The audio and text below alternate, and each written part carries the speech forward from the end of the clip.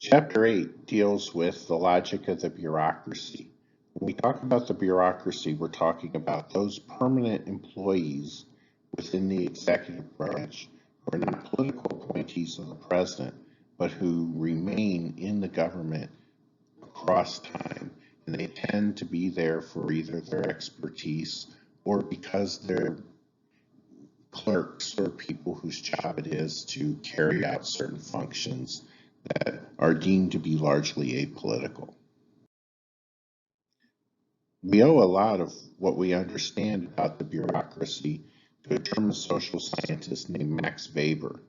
I've noted in the past that it's one of the great misfortunes in German history that when they have a great uh, leader or genius arise, that then something terrible tends to happen to him and things don't work out. Well, Weber was, after years of studying how governments should work, was a leader of a liberal faction within the German parliament in the aftermath of the First World War, and then he died of the Spanish flu. Well, Weber came up with 6 characteristics of a bureaucracy by studying the Prussian civil service in the time before, after the unification of Germany, but before the First World War. He talked about a hierarchical structure or a top-down structure, because it's impossible when you have a large bureaucracy for the actual leader of government to know and evaluate how everybody is doing. What you do is you give every single job a ranking in the system, and you give subordinates to each person and make a leader responsible for the actions of his subordinates. And so you'll quite often see these charts listing the organizational structure of government agencies or even large corporations. This comes from this idea of a hierarchical structure. There's also a division of labor. We might call it specialization. Some people call it specialization. But everybody within a bureaucracy has a specific job. This job, its requirements are specifically spelled out, so you know what you're supposed to do if you're the person who is the assistant to the director of the Department of Justice, and you know what you're supposed to do if you're the person who cleans the floors in the Kansas City field office of the FBI. Everybody has a specific task within government. It also has a qualifications-based career system. Sometimes we call this a merit system, where if you do what you're supposed to, if you carry out your tasks the way you're supposed to, the idea is that you could stay in your job indefinitely. Unlike other systems where your ability to stay in office depends on whether you make the people who you are working for happy. In this system, you only have to be able to show that you're doing your job the way it was designed to be done. There are specific goals. These goals are usually set outside the organization, but they're specific goals, and you see this in government, right? You get a really good sense of what the goals of government agencies are because what they do is on their title, right? The Federal Bureau of Investigations investigates things, right? You also see that you also see that they have a listing, a direct set of regulations that spell out what the goals of the organization are. But more than that, they have a system of rules. They are institutions. They have rules and enforcement mechanisms for those rules. And the rules often spell out almost every possible action that they would take given a specific set of circumstances. The level of bureaucratic discretion varies in different parts of the government and in different rankings of government officials. But for the most part, the job that you're supposed to carry out is to do your small part in carrying out the rules and the goals of your organization. And then finally, he said that there was a great deal of impersonality. Now, we treat that as being bad, right? But what impersonality is designed to do is to make sure that everyone is treated equally without respect to who they are. If you're a person with a specific problem, when you come to the post office is supposed to treat you in a specific way related to that problem. You come in and you say, I want a stamp. And they charge you a specific amount. Or you say, can this be delivered overnight? And they tell you whatever they tell you. But they give you a price for the fast delivery over the slow delivery, and they don't say, but bill for you, we'll get it there earlier.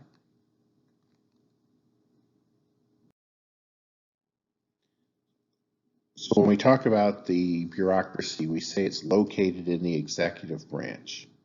The structure of the executive branch isn't determined by the Constitution.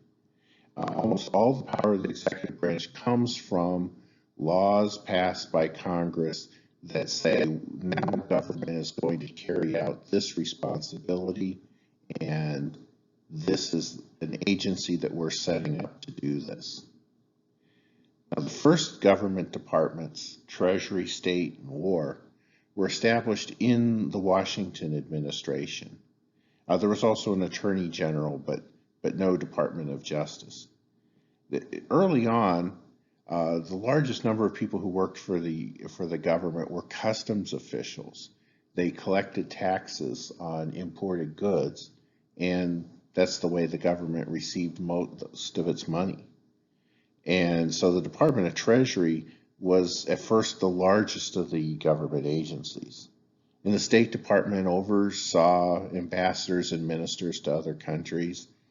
And the Department of War oversaw first the Army and the Navy, later just the Army, and is the precursor of what is now the Department of Defense. There was no Department of Justice until later. Actually, the Department of Justice was set up in order to carry out all of the laws passed after the Civil War in order to protect newly freed African Americans, to try to allow for voting and such. When you try to start a government from the beginning, one of the first questions you might ask are, how do we organize it? So they debated questions like, how should we subdivide the governmental departments? How should we specialize? One thing that you could do is you could have a government that had several generalists, and will subdivide the department based geographically. We'll have a office in Atlanta that does all of the things that government does. Or we can subdivide nationally, but based on specific specialties. And we see that they've done actually a little bit of both of those. The largest subdivision of a governmental department is a bureau. Sometimes bureaus are called offices. Another question you might ask is, who do the departments work for? Do they work for the president, who leads the executive branch, or do they work for Congress, who funds them and created them? And then a final question we might ask is, who should actually serve in government?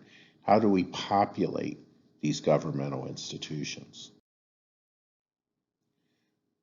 One idea, the idea that formed the Democratic Party, was Andrew Jackson's spoils system. Actually, Andrew Jackson called it rotation in office. His critics called it the spoils system because as spoils of war, as spoils of the election, he gave his supporters all of the important jobs in government. Prior to this, the government was populated by politically connected people in each region of the country, largely determined by who the senators and congressmen of that community wanted in office. Jackson promoted this as a sense of democratization. Remember, they called themselves the democracy of the United States. They didn't call themselves the Democratic Party at first.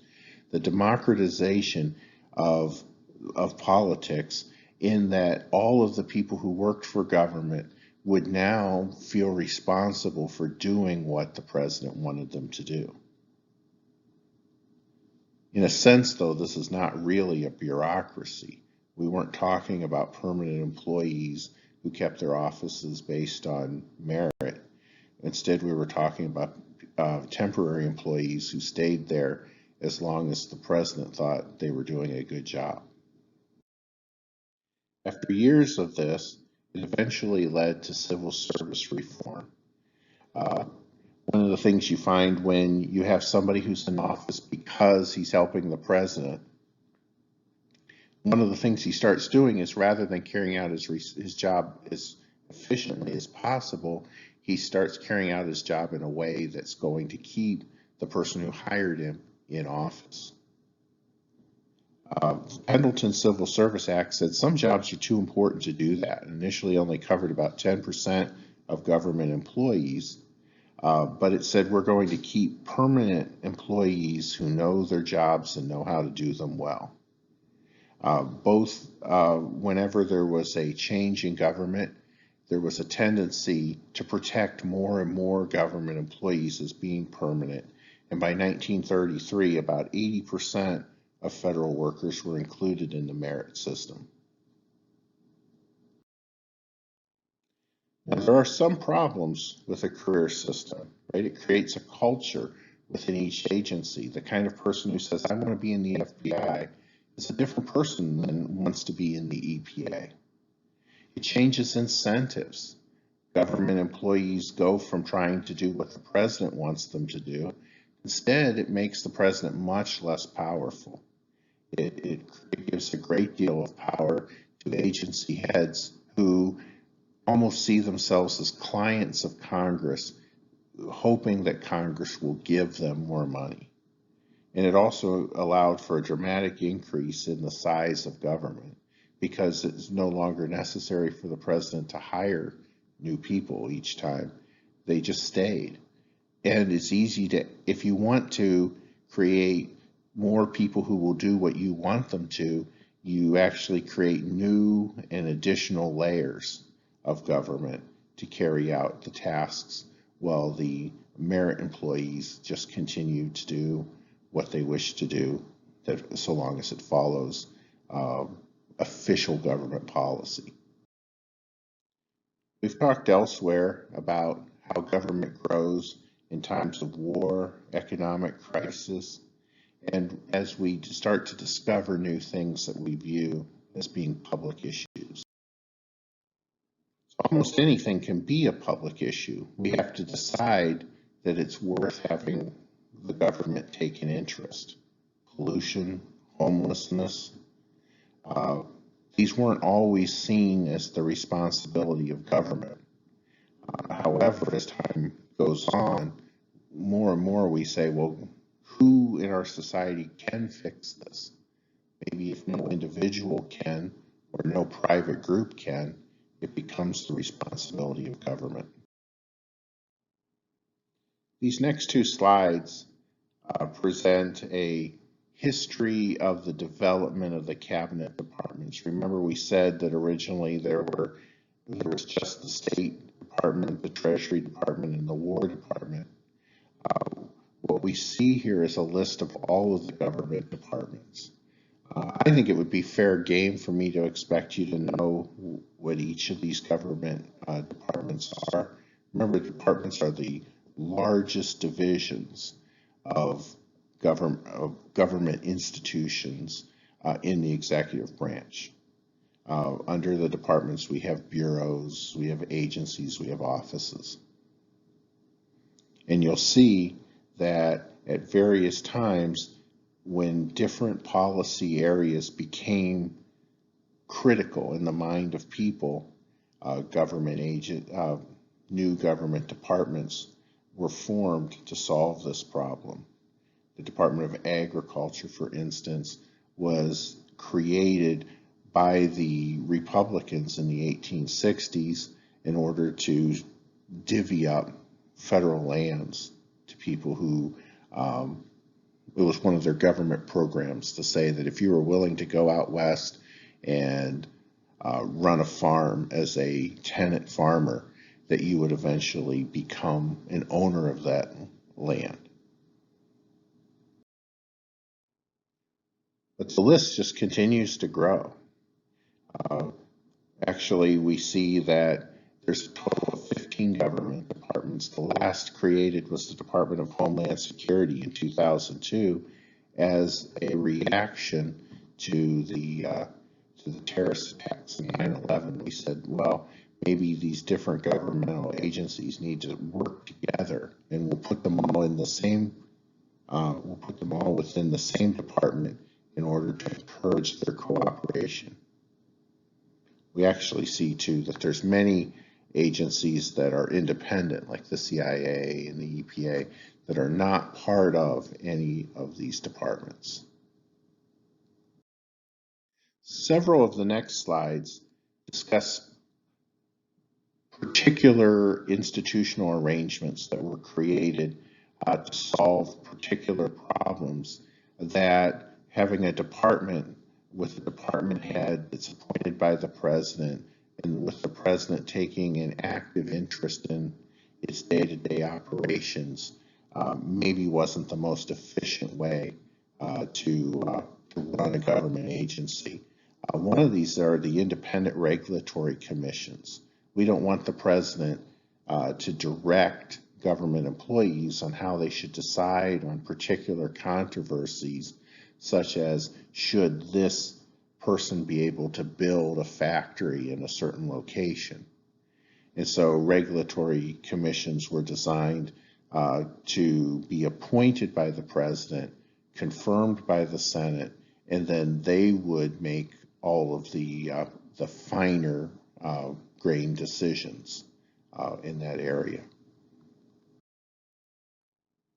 Independent government corporations were designed because sometimes you have certain activities that the government wants to make sure are carried out, but are very difficult to run at a profit, or at least to be run at a profit in a way that benefits certain clients of the government that we want to support. The idea that sending a letter to somebody in Atlanta should cost the same amount as sending a letter to somebody who lives in Alaska would be preposterous to any private corporation, because it takes a lot more money to send a letter to Alaska when you consider, airplanes and those planes that float on the water, seaplanes that are delivering to rural parts of Alaska, versus you could drive an individual piece of mail to downtown Atlanta, and it would probably only cost you $1 or so if somebody was out ready to grab it from you when you pulled up alongside their building.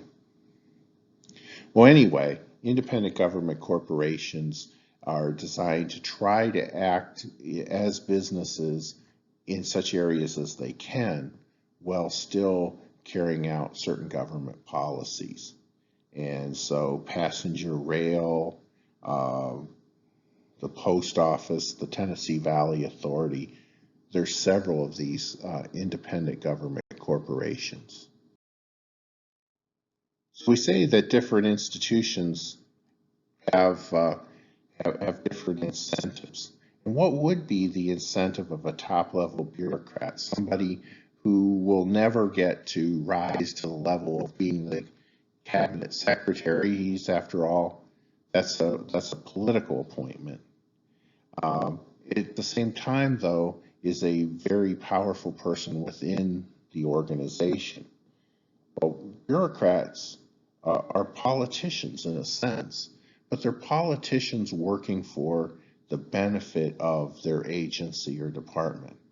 They seek to maximize their budget, maximize their autonomy, minimize oversight, promote cultural goals. If the people in the EPA really want to make sure that there's not pollution, then quite often the top level bureaucrat will be an advocate against pollution. And they seek to influence Congress and the president. On the other side, there's a goal of controlling the bureaucracy. When you have so many thousands of people without direct control, who are not directly controlled by politicians, how do the politicians get bureaucrats to behave in ways that they desire them to? Well, Congress, of course, has in their hands the ability to conduct oversight. There are congressional investigations into how agencies are run. Sometimes people liken these to the difference between police patrols and fire alarms. A police patrol is just the standard form of everyday oversight where you get reports, you hold hearings, and you ask questions, and you try to make sure that they're carrying out the responsibilities as they were authorized to. Fire alarms are like when an emergency happens, when all of a sudden the newspaper is reporting that there's a scandal within a government agency. Then there's these rapidly called hearings, and there's investigations, and there's a lot of grandstanding. And ideally, you have a more systematic approach. Congress controls the authorizations. For the most part, every 5 years, governmental agencies need to be reauthorized to carry out the tasks that they were assigned to do. And the reason why they sunset or they end after 5 years is to force the agencies to reform and to change depending on new challenges that government is facing. And then every year, they actually have to have appropriations. They actually have to be given money to carry out their responsibilities. If we want to be more specific, we actually can find 7 methods for congressional control: hearings and investigations, mandatory reports, legislative vetoes on agency proposals are kind of complicated, but when a government agency issues a new regulation, Congress can vote to prevent that regulation from going into effect. In essence, what they're doing is they're passing a law that says, no, that's not the way that the agency should be doing things. Of course, it has to be signed by the president. If it's vetoed by the president, then Congress has to override the veto. That's rare, but it has happened. Committee and conference reports that provide instructions to the agencies. Inspectors general. Well, these are internal auditors who audit the books and investigate the activities of agencies for Congress. The GAO, sometimes called the General Accounting Office, more correctly called the Government Accountability Office, is an external auditor that works for Congress, requiring agencies to, from time to time, submit their records for audit. And they can also put a time limit on the delegations of authority, as we said before, the authorization bills. The president has several tools at his command for manipulating and controlling the bureaucracy. Although the president officially sits atop the bureaucratic hierarchies of the executive branch, he certainly does not have unchecked control. But he does have some things that he can do. For instance, the president does appoint the political leaders of the bureaucratic departments and agencies. It does require Senate approval, but he is the person who gets to choose who these people are. And as we see, quite often when the Senate doesn't approve someone, the president is able to designate some other political appointee to hold that position on an acting basis. Also, the president has control over budgeting and the Office of Management and Budget. And so since the primary goal of a government agency is to maintain its funding, the president's ability to determine what that funding is, or at least to be the one who begins the process of determining what that funding is a very important role. And then finally, the president is able to issue executive orders, which are directives on how laws should be carried out. They tend to be directives on the way the agency should determine government regulations. And as such, so long as he's following the law, the bureaucrats are tasked to carry out those directives. Finally, the courts also have a role in controlling the bureaucracy. Quite often when there's debate between the president and Congress, or even between the bureaucracy and the president, it comes down to whether the courts are willing to step in and enforce the law. Courts enforce what's called the Administrative Procedures Act. So government agencies have a great deal of leeway in determining regulations related to enforcing laws. However, this isn't unlimited. The Administrative Procedures Act determines the ways in which government regulations need to be enacted. And if someone can make a credible claim that the Administrative Procedures Act hasn't been followed, government regulations can be overturned. Actions can also be appealed as to matters of law. The question would be whether the bureaucracy is actually following the law in determining the regulations that they're enacting. Now, there is a great deal of deference on the part of courts in the interpretation of whether regulations are adhering to the law. And the bureaucracy needs to have very little rational basis for what they've done, or to have clearly violated the wording of the law in order for their decisions to not be for their decisions to be overturned. But it does happen. And then finally, actions of the bureaucracy can be appealed as to matters of civil rights and civil liberties. There's nothing in the Administrative Procedures Act or any law passed by the government that enables the bureaucracy to violate the Constitution when it comes to civil rights and civil liberties. One area of great concern for people who study government in terms of public policy and the institutional arrangements related to interest groups and the bureaucracy is iron triangles. Iron triangles are a relationship between congressional committees, industry interest groups, and executive agencies.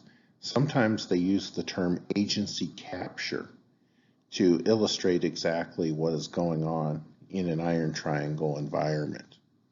So an iron triangle usually occurs in an area that is not particularly salient, does not capture the attention of the public in general. When you have a policy that is well known and well followed, you actually have a much more complex system of decision making and policy making, which is called an issue network. An iron triangle is a situation where few people other than the industry itself pays attention to the regulations that are promulgated. After all, a industry seeks to be regulated. The perception of having a regulated industry does several things. First of all, it makes us feel like it's safe to purchase their products. Second of all, when you have a regulated industry, it creates a barrier to entry to someone who might be interested in just becoming a person who engages in that activity. Think, for instance, of attorneys. If you talk well, you know a thing or two about the law, you might seek to be an attorney. One way that attorneys keep that from happening is that they have formed the American Bar Association, and the American Bar Association creates a barrier to entry. You have to pass exams and you have to be admitted to the bar, and the ABA seeks very strongly to have a say in how the rules for becoming a lawyer actually work in practice. But it's not only the lawyers, right? You also have something like chicken manufacturers. If you sell chicken, there is no way you want to have people say that's an unregulated industry. People will feel like they're eating unsafe food. However, if you have regulations, then people feel a little bit better about purchasing chicken without doing tests on it themselves. But what you want, if you're an industry being regulated, is you want friendly regulation. You want the agencies, the bureaucrats who are regulating you, to be on your side, to be seeking to give you the stamp of approval so long as you meet minimum requirements. And you want to meet those minimum requirements. You don't actually want your clients or your consumers to die, right? But you don't want it to be too difficult. So what do you do if you're an industry? Well, you form an interest group, and then that interest group provides support to Congress. And Congress, in return, passes the rules, passes the laws that regulate the bureaucracy. Yes, on some level, they're regulating your industry. But really what they're doing is they're saying, this is what we authorize the bureaucrats to do to manage the industry. And then what you do is you try to make sure that you get along well with the bureaucrats. When you don't, though, you have friends in Washington, you have friends in Congress, and the friends in Congress make sure that the bureaucracy is being friendly to you. In fact, bureaucrats hope to someday become lobbyists. Many of them hope to someday become lobbyists for the industry, to work for the interest group. And members of Congress also expect and hope to get money from the industries that they regulate while they're in Congress, mostly in the form of campaign support. So what ends up happening? There's a great deal of pressure on the agency, on the bureaucrats, to not rock the boat with the industry. And so what we actually see is, rather than having a bureaucracy that is cracking down on industry, we have a bureaucracy that is very favorable to industry. Whoa, So this is an example of an issue network. I don't quite remember what the interest group was. I believe that this has something to do with healthcare policy. When we talk about issue networks, we tend to speak of centrality, or how close a interest group is to the actual decision makers, and whether the decision makers that they're close to are the primary or whether they're secondary decision makers. They talk in terms of nodes, which is to say who has connections to whoever else. Well, anyways, this is a much more complicated chart than the iron triangle was, and the more people who get involved in policy making, the more complex it is. And you still could probably find somewhere in there a triangle. And if you looked at that triangle, you would probably see that one center of power is Congress, another center of power are the bureaucracies, and another center of power are the interest groups. But many, many, many others are able to form and force access into policy making. So in a world where so many people seem to have access, we should probably go back to this thought of impersonality that Max Weber suggested to us. Perhaps red tape can be our friend.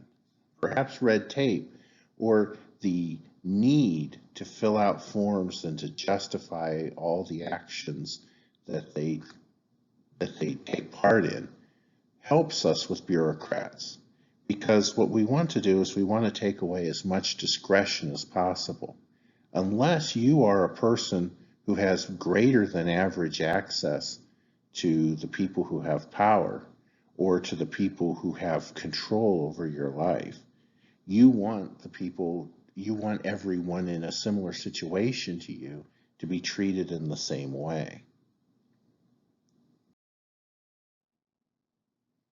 After all, remember the day that you are going to someday be in front of an IRS agent.